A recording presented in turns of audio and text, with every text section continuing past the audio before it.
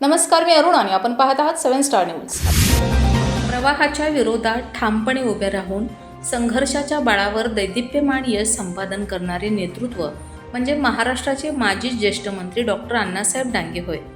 संघर्षाच्या काळात 6 महिने घरापासून दूर राहून त्यांनी सर्वसामान्य शेतकरी आणि वंचित घटकांसाठी आयुष्यभर लढा दिला.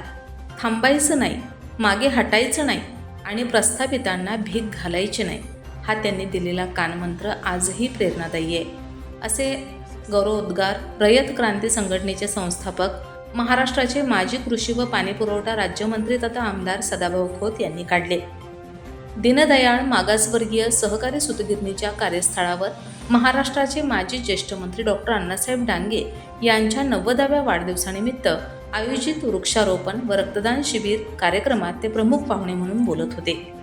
यावेळी माजी आमदार भगवानराव साळुंखे, CB पाटील, राष्ट्रवादी काँग्रेस पक्षाचे उरण ईश्वरपूर शहराध्यक्ष शहाजी पाटील, भाजपाचे जिल्हा उपाध्यक्ष पैलवान अशोकराव पाटील, राष्ट्रवादी काँग्रेसचे तालुकाध्यक्ष केदारदादा पाटील आदी मान्यवरांच्या हस्ते वृक्षारोपण करण्यात आले. तसेच रक्तदान शिबिराचे उद्घाटन आमदार सदाभाऊ खोत व माजी आमदार भगवानराव साळुंखे यांच्या हस्ते करण्यात आलं. कार्यक्रमाच्या प्रारंभी सूतगिरणीचे संचालक प्रकाश बिर्जे यांनी स्वागत व प्रास्तावित केलं.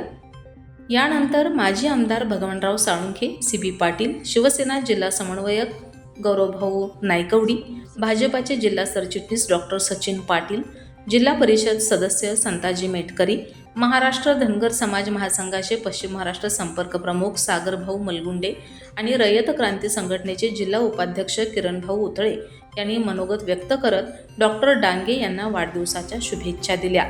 यावेळी आमदार सदाभाऊ खोत यांचा सत्कार सूतगिरणीचे चेअरमन रमेश वडे यांच्या हस्ते शाल, श्रीफळ व पुष्पगुच्छ देऊन करण्यात आला. इतर मान्यवरांचाही सूतगिरणीच्या पदाधिकाऱ्यांच्या हस्ते सत्कार करण्यात आला. कार्यक्रमात सूतगिरणीचे एक्झिक्युटिव्ह डायरेक्टर तथा उरण ईश्वरपूरचे माजी नगराध्यक्ष ॲडव्होकेट राजेंद्र उर्फ चिमनभाऊ डांगे, साहित्यिक D.बा पाटील, विश्वनाथ डांगे, जयराज पाटील, भानुदास विरकर, अशोकराव देसाई, संपतराव पाटील, विक्रमभाऊ पाटील, राजवर्धन पाटील, बाळासाहेब कोळेकर, संदीप माने, जयकर कदम, डॉक्टर सतीश बापट, अतुल पाटील, नंदकिशोर निळकंठ, DY तांदळे, तानाजीराव माने, मंगलताई कणप, विद्याताई करे, जयवंत ठिबे यांच्यासह विविध क्षेत्रातील अनेक मान्यवर उपस्थित होते. राजाराम बापू ब्लड बँकेच्या सहकार्याने आयोजित रक्तदान शिबिरात 103 रक्तदात्यांनी उत्स्फूर्तपणे रक्तदान केलंय. तसेच वाढदिवसानिमित्त दीनदयाळ सूतगिरणी, संत ज्ञानेश्वर शिक्षण संस्थेच्या सर्व शाळा महाविद्यालयांसह आष्टा येथील शैक्षणिक संकुलातही मोठ्या प्रमाणावर वृक्षारोपण व रक्तदान उपक्रम राबवण्यात आले. कार्यक्रमाचे सूत्रसंचालन बजरंग कदम यांनी केलं. कार्यक्रमाचे नियोजन एक्झिक्युटिव्ह डायरेक्टर ॲडव्होकेट राजेंद्र उर्फ चिमनभाऊ डांगे यांच्या मार्गदर्शनाखाली general manager Vinod Deshmukh, finance manager Rajendra Mirje, electrical engineer SI Metri, production manager Girish Patki यांनी केलं. आभार संचालक उमेश गावडे यांनी मानले. दरम्यान डॉक्टर अण्णाभाऊ डांगे यांच्या 90व्या वाढदिवसानिमित्त दिवसभर राज्यभरातून प्रत्यक्ष भेटी, दूरध्वनी तसेच सोशल मीडियाच्या माध्यमातून शुभेच्छांचा वर्षाव होत होता. परंतु सूर्य हा उगवतो आणि मावळतो असं जरी असलं तर काँग्रेसची सत्ता ही फक्त उगवती, ती कधीही मावळू शकत नाही, अशी भावना त्या काळामध्ये होती. त्या काळामध्ये अप्पासारखा माणूस मैदानामध्ये पाय रोवून उभा होता की या सत्तेचा सूर्य सुद्धा एक दिवस मावळणार आहे. आणि किती निश्चय असावा या माणसाचा, काय या माणसाचं धैर्य असेल. आज सगळी साधनं आहे तरी सुद्धा प्रवाहाच्या विरोधामध्ये लढताना मनामध्ये भीती वाटते.